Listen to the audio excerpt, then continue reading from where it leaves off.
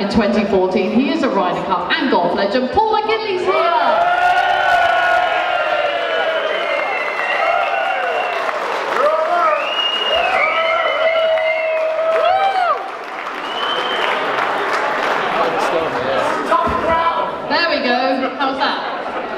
Thank you everybody. Welcome to Versailles, welcome to Paris, welcome to the Ryder Cup!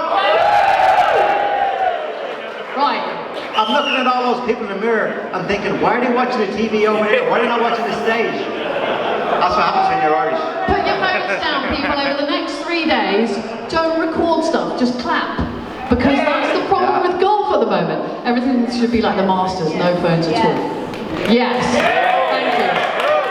You're the right audience for this one. Right, Paul, welcome. Are we going to sit down or are we going to stand up? I don't know, do you want us to sit down? Can you see us? Let's see how tired we get, shall we? Okay. Alright, let's stand up. Okay, Paul. Right, it's the eve of the Ryder Cup, the 4-ball pairings are out. Yes. How did you feel on this day in 2014? You know what, I don't remember. All I can think about is you've made your play, you've made your strategy, you've thought about it so much in the build-up, and you felt, this is what I'm going to do. My idea, my strategy was, number one, I want to get all 12 players playing in the first day. Yeah. Secondly, I obviously want to lead in the first 2 groups with really strong pairings. Yeah. I want to get momentum. Probably those 2, and my idea was if I could get 2-2 in the first morning, get 2-2 and have blooded my rookies, I'm delighted. So the play that Thomas Bjorn has made, if you look at his pairings, 4 rookies are playing tomorrow. He's got 5 in the team, 4 are playing in the morning. He's following a very similar strategy. So I'm not going to be critical of what he's doing because that's what I would do too. It's very sensible, and actually what he's done is put a rookie out with an old hat. And that's what I did. And that's what you did, and that's what quite a lot of Ryder Cup captains would choose to do. But it's not what Jim Furyk's done, by the way. Yeah, I know, and there's no one way. This is what was important tonight. What we're talking about tonight is my view and what I see, and my experiences of being involved in the European team since 2001. And this is about, there's no one way of doing it, Georgie, and it's important to understand that. I don't have the arrogance to think that there's only what I believe is the right way of doing it. There's different ways of doing it.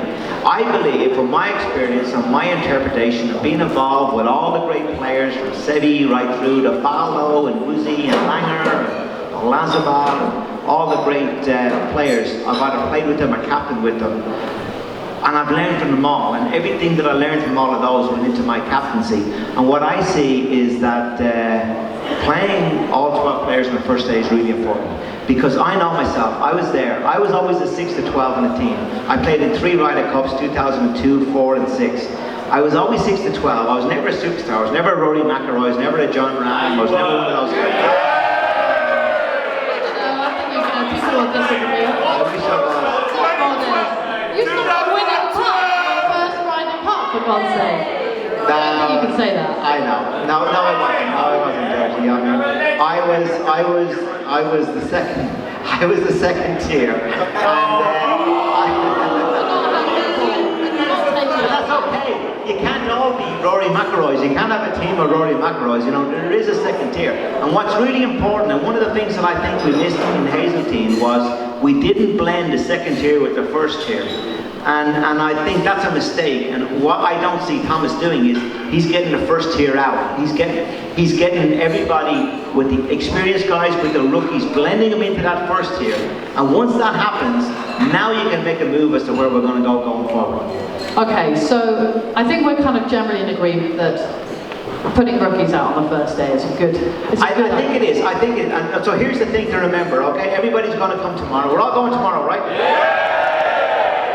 We're all going to be in the first tee in the morning. Try.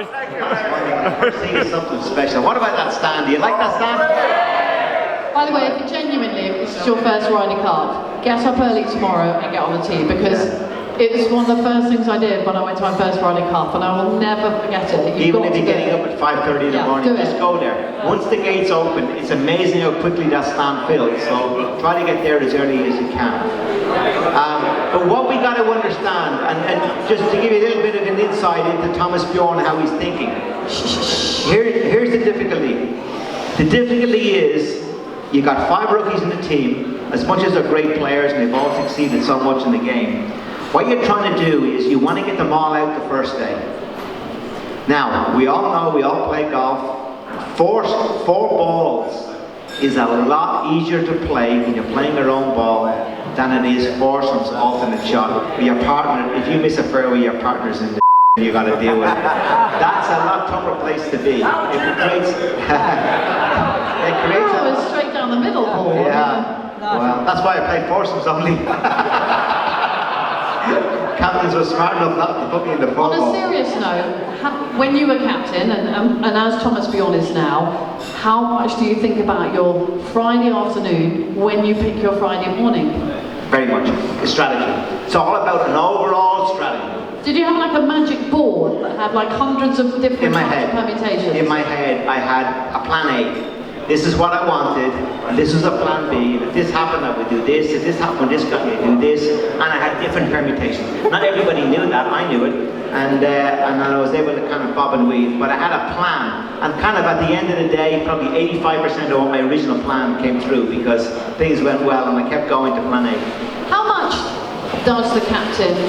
So when you've chosen your pairings, then they're out the course. So you can cheerlead. Yeah, but here's what's really important, Georgie, and people forget. It's not so much, we all know momentum, okay? I know it's a word that doesn't sound very exciting, but momentum is so important in sport. You're a lover of football and rugby and all of these sports. Momentum is so important because it's psychology. It's psychological field. Momentum is so important when things are going well. The fairway is so wide when you're full up compared to when you're fairway is very narrow. We've all been there, by the way. When you look at the fairway and it looks about 5 feet wide, you're normally down when you have that mindset. So with that in mind, it's really important to get momentum. And so what you want to do is you want to make sure you get on the front foot early in that first morning. So how much like a kind of football changing room is it? Because these guys play for themselves week in, week out. They have rivals, they're playing against the rivals. Is it really buddy-buddy? Like, how does it work? It is, to be honest. It's really buddy-buddy. It's just like, I mean, I play a lot of football. Up to the age of 19, I was a footballer, and I wasn't a golfer. I was like... West Ham was my team.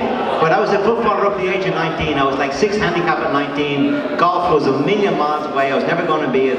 I know what football dressing rooms are like. We had a lot of success at slapping each other with towels. Yeah, it's it's a bit of banter, a bit of crack, all the stuff going on. A Ryder Cup dressing room is just like that. The only difference is guys don't have a shower when they finish. They wait to go back to the hotel. There's no slapping each other with towels. What a shame. That was my kind of mental image of how a Ryder Cup dressing room was. Let's talk about leaders, because as a captain, you make your picks and everything else, but I presume you have, besides your vice captain, your lieutenants. So tell me about lieutenants you've played with or you picked. Lieutenants, yeah. Lieutenants are interesting, you know, because you watch the media, I watch the media and I see what people say about them. Oh, they're boogie drivers, or, you know, they're just kind of jobs for the boys, all that kind of stuff. I didn't see it that way. One of the mistakes that I've made, not that I made, but that I observed when I was a vice captain in particular, was a captain coming onto a game and making a snapshot decision based on watching 1 or 2 holes of a match. Because you can't see everything. Before he went somewhere else. Yeah. Now the problem with, if I'm a Jose Mourinho or I'm Pellegrino at West Ham or whoever I am, Guardiola, I'm watching with my coaches, and you're my coach, we're all watching the one arena, and I'm talking to you about what we see. Yeah. And you're telling me, because we're all seeing the same thing. In a Ryder Cup, you've got 4 different arenas going on, right? I mean, on the Sunday you've got far more than that, but yeah. You got 12, yeah, well that's a different story. But dealing with the first 2 days, it's about looking at the 4 matches totally and thinking, well, you know, he's not playing particularly well, or he is playing well, or actually, you know what, maybe we should keep him going in the afternoon, or maybe we should move that, maybe I should change my plan, or whatever. So, what I did was I had a really strong vice captains in each of the 4 matches, and then what I introduced was the 5th vice captain to look after the 4 who were not playing, because I was that soldier. I was the guy over there. I don't believe that you were second tier ever. Sorry, Paul. I was 8 to 12. I know what it's like not to play the first You said you were tournament. 6 to 12 a minute ago. Okay, 6 to 12. All right. Don't demote I yourself. played 3 Ryder Cups. I only played 3 Ryder Cups, and only one of them I played in the first Only. morning. I So I know only what it's stopped like. the winning part in 2002. What about on the course? Like, in terms of a team, you've got a huge range of experience, right? You've got people who've won multiple majors. You've got people who are rookies. Yeah. How much do you need someone to lead the team? Like, you talked to me before we started about always there being someone who leads the team, who's There's not a leader.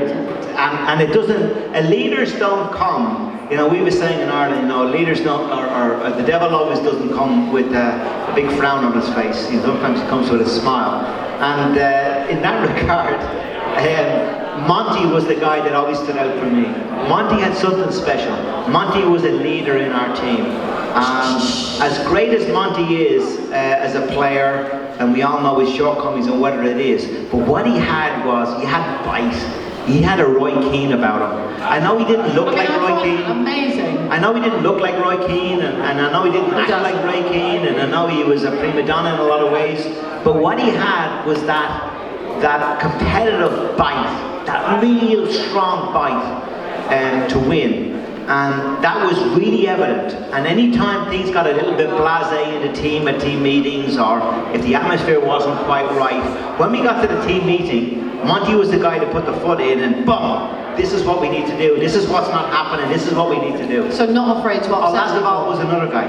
Olazabal, and that's what made him a great captain in 2012. I mean, that miracle at the Medina was unbelievable. How we won that Ryder Cup, it was a miracle. So many things went wrong. There was Sebi there. So for me, Sebi was definitely, I'm not even remotely spiritual, I'm a complete atheist. But maybe I'm just believing God when it comes to golf. But I honestly think Sebi was involved in Medina. It was, I do. Georgie, it was unbelievable. Yeah. If you knew the turmoil went on behind the scenes with players, because Ollie, he really captained by his heart. Okay, so he's a great guy. I love him, and he was one of my vice captains because I think so highly of him. But he captained by his heart. Now the problem with captaining by your heart is your heart doesn't speak to you till the 11th hour. Now the problem is the team has to be in at 12 o'clock. And the first match off is at 1 o'clock. You make your decision at 1 minute to 12. Now, that's fine or Ollie, and a lot of times you got it right, but now you got to communicate to guys who are, you know, A1 type personalities, used to being organised, and they're climbing the walls. Am I playing in the afternoon? Am I not playing in the afternoon? Now he's got to go back into the locker room in the middle of play in the morning, tell them if they're playing or not. And it was just incredible how we got through. But watching on Sky over the last few weeks, there were a number of documentaries on different Ryder Cups that we won. Watching Ollie behind the scenes and talking him through it, it's amazing how influential he was in that victory. And what he said to Molinari, what he said to Keimer during play that influenced play. Not all captains are like that. Bernard Langer got involved in play. Olazabal got involved in play. Sebi got involved in play. Right. I didn't. You didn't need to, or you just didn't want to? I didn't want to. I didn't want to. I thought my job was to teach us behind the scenes. As I rolled the dice, my job was to analyse what was going on and prepare for the next roll of the dice. My job was not to sit on Rory McIlroy and say, Rory, watch this is a 5-iron, the wind's off the right, the wind's off the left, or be careful with this putt, it's coming there or there. I didn't see my job. This guy had achieved so much more than I had in the game. It was up to him and his caddy. Off you go, you make your decisions, and we live by that. Okay. If I could have your attention, sorry, because Paul is only here for a very limited amount of time. Let's talk about this weekend, and Rory and Tiger and Justin Rose, because, listen, we all want to see Tiger back winning, right? Yeah! Not this weekend.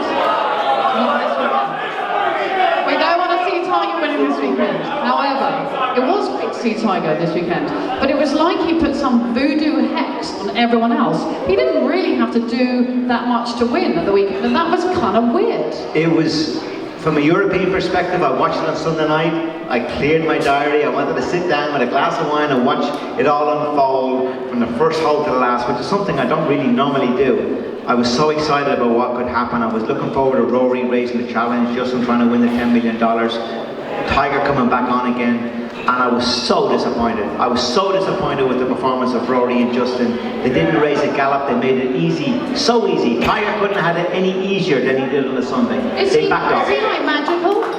Pardon? Is he magical? Because No, he's not magical. And on this occasion, he was treated as magical. And you cannot treat a player, a competitor, as magical. You got to say, I don't care if your Tiger Woods, what you've achieved, is having won for 5, 6, 7 years, whatever it's won since he's last won. This is going to be tough for Tiger.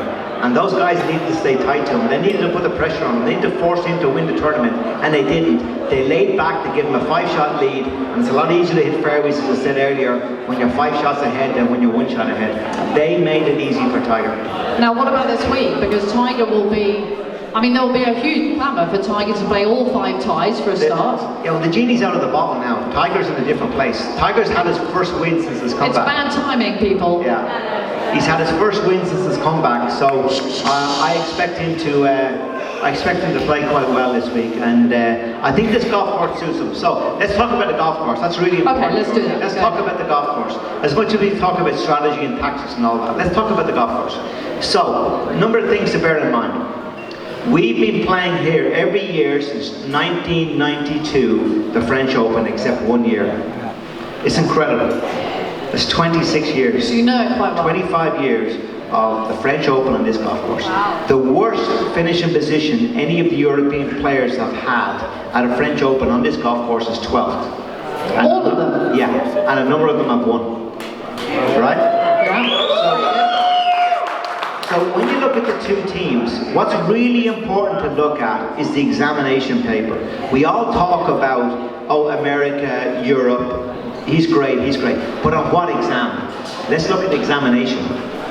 Golf courses are examinations. It's like geography, history, to mathematics, to accountancy, to wherever you want to go. It's all different exams that suit different players. So we have performed on this kind of golf course. This kind of golf course is not what you see on the PGA Tour in America. PGA Tour in America is big wide open fairways, 35-yard wide, and just hit it as far as you can. Even the US Open that Brooke Koepka won this year. I have been playing professional golf for 27 years. You haven't. You're so young. And I look. All of my life, basically. Good line, Georgie. Good line. Everybody laughed. Why did they all laugh when you said that? I don't know, I think they're just saying I'm old. I'm 27 years playing professional golf. I've never seen fairways as wide as I saw at the US Open this year. Normally US Opens are even despite narrow. the Saturday where they had to apologise. For the greens, not for the tee boxes. No, that's true. The fairways were 1,000,000 miles wide. It's like unbelievable how wide they were. I walked the golf course several times, and I couldn't believe how wide the golf course was. There's Paul in the middle of the golf course, like pacing the fairway. He's like, God damn it! He still couldn't find the fairway. Last year when Brooks Koepka won in Erin Hills, I paced 1 fairways. Listen, it was 81 yards wide. Even I can hit that. The normal width of a fairway at a US Open is 22 yards wide. They have changed the examination paper at the US Open. Well, maybe that works in our favour. Well, going back to the examination paper this week, what makes it so difficult this week is, what makes it so difficult for the Americans is they can't hit the driver.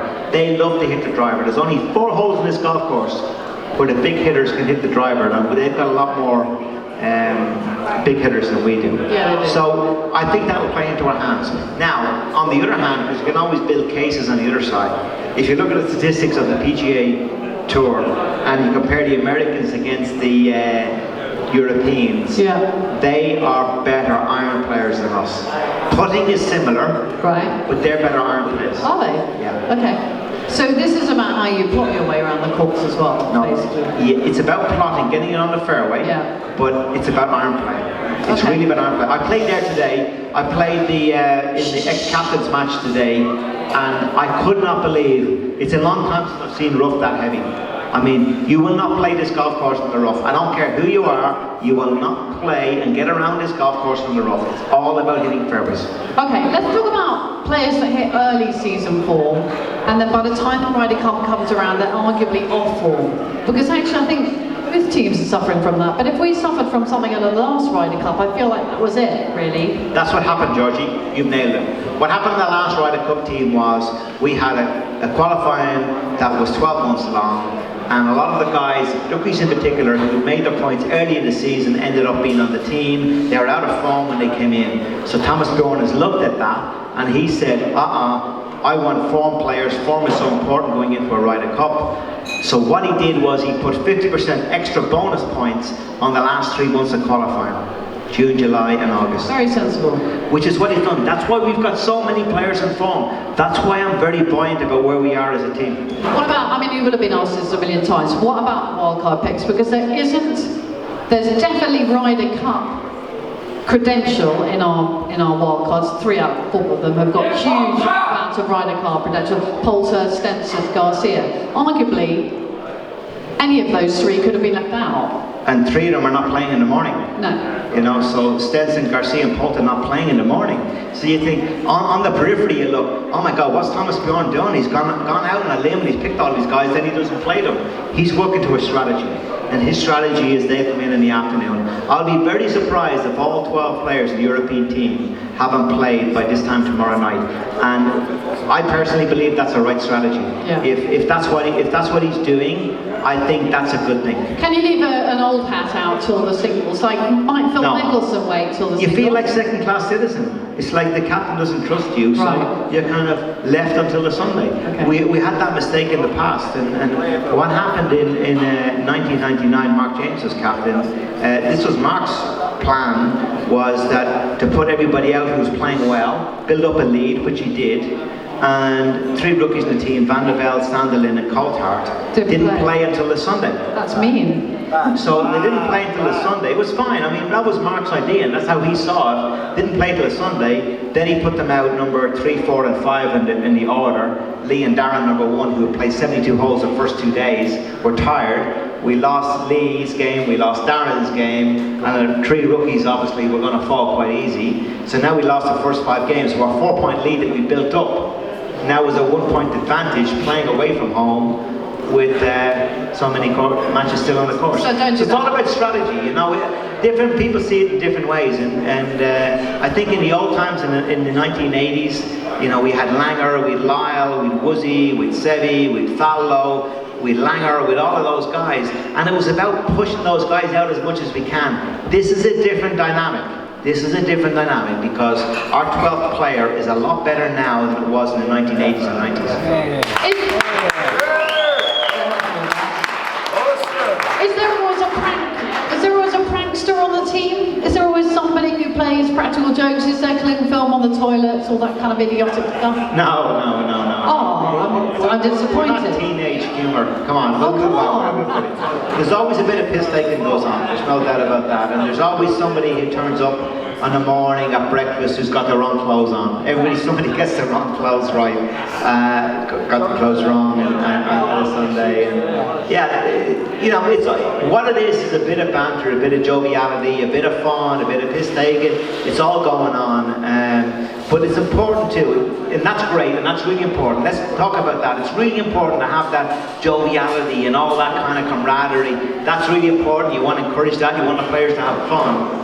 But you've got to have the backbone. You've got to have the Roy Keane, the Colin Montgomery behind the scenes, who's maybe not the most fun guy, but is going to give that little edge, that psychological edge. Because I see a Bjorn team that are having a ball. I mean, they're having a lot of fun. So who is that guy? Well, I don't know. I think that'll come out by Sunday. Okay. You know, are you worried it's too happy a camp almost? I wouldn't say I'm worried, but I'm observing it. I'm observing it. Okay. And I'm observing it in the American team as well. What the Americans have got, you know what, we talk about this in a negative sense in football or rugby or whatever the case may be, about a chip in your shoulder. That's a great thing. That's not a negative, that's a great thing. Well, America haven't won for 25 years on European soil. They got a chip on their shoulder, Georgie. This is good. This is good for them. No, we don't want them to win on Europe. Exactly. We've always had the European teams in the past have always had a chip on their shoulder, and that's what spurned us. We're always the poor relations compared to the PGA Tour. They're the billionaires, they're the millionaires, they're the ones with $1 billion on account in the PGA offices. You know, I mean, Rose is arguably in that category at the moment. We got to find other ways. European Tour is still a poor relation compared to the PGA Tour in terms of finances. Is that why Monty was special then? Because actually, we ridicule Monty a little bit. He's sometimes a figure of fun for being chippy. But actually, maybe that's why he was such a great Ryder Cup player. I love this competitiveness. This competitiveness was phenomenal. Absolutely. He was the Roy Keane. He was dressed in different clothes and he had a different persona, but he was Roy Keane. I'm sure Roy Keane will be delighted to hear that. So, come on, Paul, let's put you to the sword, and I'd like you to tell me how you think the morning will go tomorrow, because we only have the pairings. If we get 2-2, I know you're looking at the pairings here, Georgie, you know, Rose, Ram, Koepka, yeah, the Americans look strong, there's no doubt they are strong. If we get 2-2 in the morning, here's the upside. The upside is 4 rookies have been blooded and they're ready for Ryder Cup going forward. So if we get 2-2 in the morning, I'm delighted. Anything after that is a huge bonus. Okay, all right.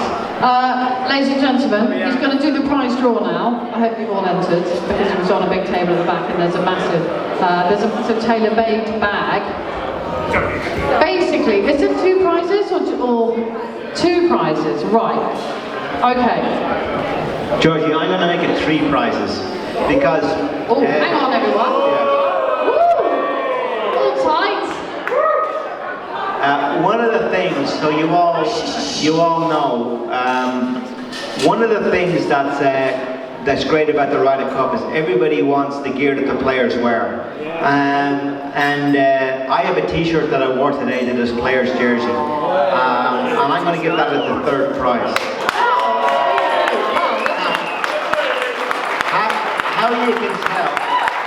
How you can tell, just so you know. So, in merchandise, you go into merchandise intent, you see the logo. If it's half American and half European, that means it's merchandising. And if it's all European? If it's all European, it's only worn by the team. If it's all American, it's worn by the American team. So whoever comes 3rd today, I'm going to give that prize. I'll tell you what we'll do. I think what we might do is I'm going to tell you all 3 prizes, and whoever is pulled out first can pick. Because somebody might want a t-shirt more than they all want this beautiful tailor-made bag. And the other prize available is a stay and play experience at the 2018 Ryder Cup venue, Le Golf National. 1 overnight stay, breakfast for 2, 1 round of the Albatross course for 2 people, a bucket of balls and a push trolley rental included. Okay, so you can pick. How's that? Okay, Paul, will you do me a favour and close your eyes and pick out an envelope or a name? McGinley. Right. Lee Byfield. Oh, it's Mr. Hammerhead. Come down the front. Alright. Lee, would you like a t-shirt? Right now, Sam Allardyce asked me to ask you, on Saturday, when we play Man United, how are you going to watch it? It's football stuff. So Sam Allardyce asked you, right? You're West Ham. Massive, yeah. 35 years since. Sam Allardyce asked me to ask Sam Allardyce asked me today to ask you, on Saturday, when West Ham play Man United at 12:30, how are you going to watch it as well as the Ryder Cup? Paul, would you like to answer? Sky won't be very happy if I say I'll be watching it, so I need to be focused on the golf. I'm a season ticket at West Ham. I've been there for a long time. Been a fan since 1975. I'm a huge lover of West Ham. I love the heart, what they stand for, everything about them. Moving to the new stadium, all the changes, I'm not so sure. That's another story. But West Ham will be okay this year. Nothing to worry about. I think we'll stay okay. We'll be okay. Don't worry about that. Against Man United. He's taking the Good time. t-shirt, by the way. Good time to play my Well done. Well done, mate. Take the t-shirt. Okay. All right. I'll get it to you. I'll get the t-shirt to you. All right. You want me to sign it or just give it to you? Yeah. Okay. I'll sign it and I'll give it to you. I'll give it to Emma. Yeah. Emma will have it. Amazing. All right. Thank you. You're welcome. Well done, Lee. Well done. Well done, Lee. That means there's 2 very good prizes still left. You can't have Paul Sweaty t-shirt, sorry. Paul, pick another one. Have a little rustle around. But everybody always goes to the middle and rustle around. I'm going to go to the end. No, I'm going to go to the end. What about the one at the end? Nobody ever talks about the guy at the end. Winning either a trip to Golf National or this tailor-made bag, good luck on taking it home, in Stuart. Oh, are you here? Oh, you're very quiet. You didn't even say hey. Say hey. Yay! Well done. Ian Stewart's got his flip-flops on. It's like probably summer. Ian, do you want the bag or the trip to Golf National? He's having the trip to Golf National. Well done, Ian. Ian? Come on. You'll enjoy it. You stay in the hotel. Laura Leclerc, thank you very much from Golf National for that lovely prize. Right, the final one, the thing that you don't want to carry around for the next 3 days, but it is an absolute belter. Paul, pick me for the tailor-made bag, please. This time I'm going to go to the other end. Oh, he hasn't. Oh, he has as well. Charlie Martin. Charlie Martin? You better be quick, Charlie Martin, or we're going to redraw. You're not here, Charlie Martin. We're moving on.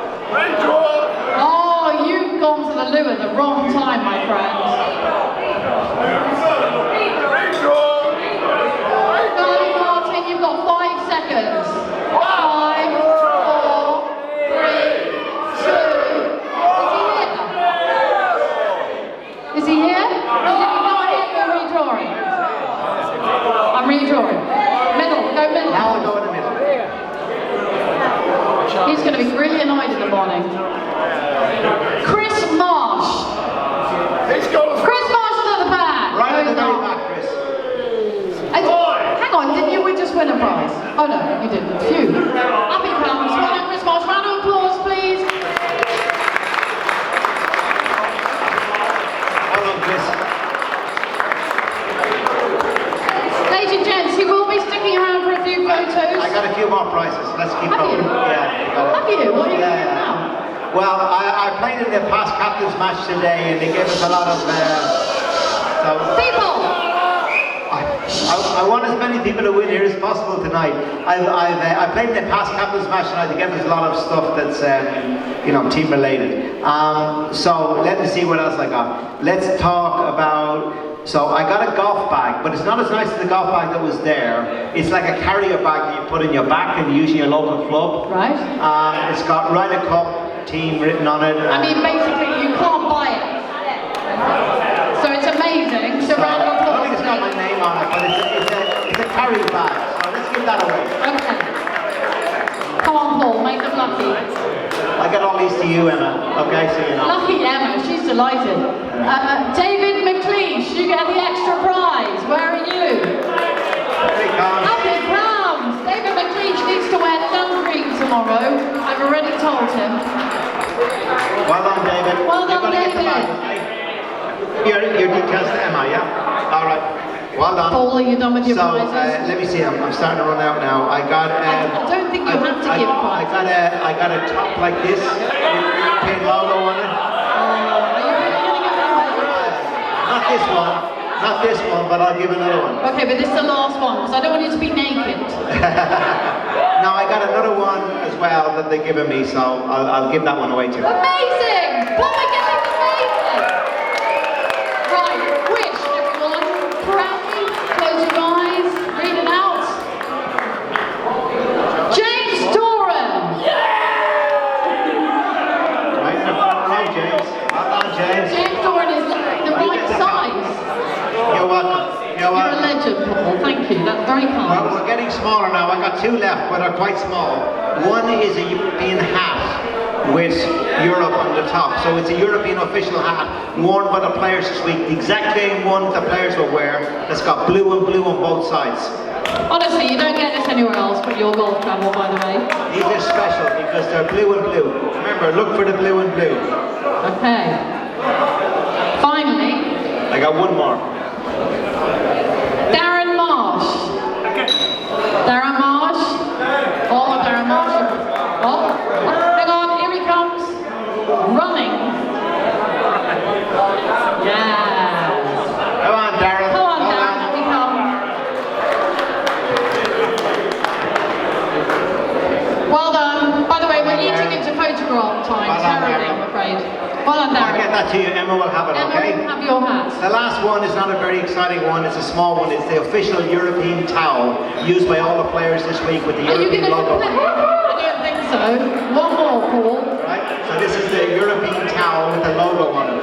Okay. The exact same towel the caddies will be using this week. The final winner of our prize draw, pray everyone close your eyes, ready? Peter Balding. Peter Balding. Ah, here he comes. Peter, you get the towel. Well done. Well done, Peter. Emma will be in touch. Ladies and gentlemen, will you thank an absolute Ryder Cup legend, Paul McGinley, for coming tonight?